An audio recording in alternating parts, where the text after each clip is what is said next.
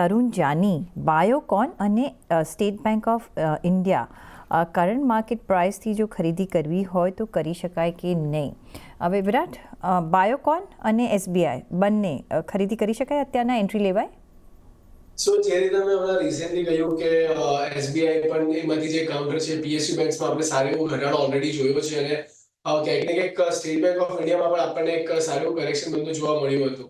અગર તમે લાંબા સમય માટે વિચારી રહ્યા છો તો તમે કદાચ આ પ્રાઇસ છે ત્યાં તમે એન્ટર કરીને ચાલી શકો છો, પરંતુ અગર જો તમારો શોર્ટ ટર્મ વ્યૂ છે કે મિડ ટર્મ વ્યૂ છે તો તમને કદાચ આના કરતા બેટર કોટક મહિન્દ્રા બેંક એક સારું કાઉન્ટર હોઈ શકે છે એસબીઆઈ કરતા. પરંતુ અગર જો તમે લાંબા ટાઈમ ફ્રેમ માટે વિચારો છો તો એનાથી તમે બાય કરીને ચાલી શકો છો. નીચે તમારે સ્ટોપ લોસ મેન્ટેન કરવાનો રહેશે 640 ની આસપાસનો, અને ઉપર તમે ટાર્ગેટ એક્સપેક્ટ કરી શકો છો કે 900 રૂપિયાના ટાર્ગેટ ફરીથી રિક્લેમ થતા જોવા મળી શકે. તો અગર તમે લોંગ ટર્મ માટે વિચારતા હો તો જ તમે એસબીઆઈમાં એન્ટ્રી કરવાની સલાહ રહેશે, અધરવાઇઝ તમને અવોઇડ કરવાની સલાહ રહેશે.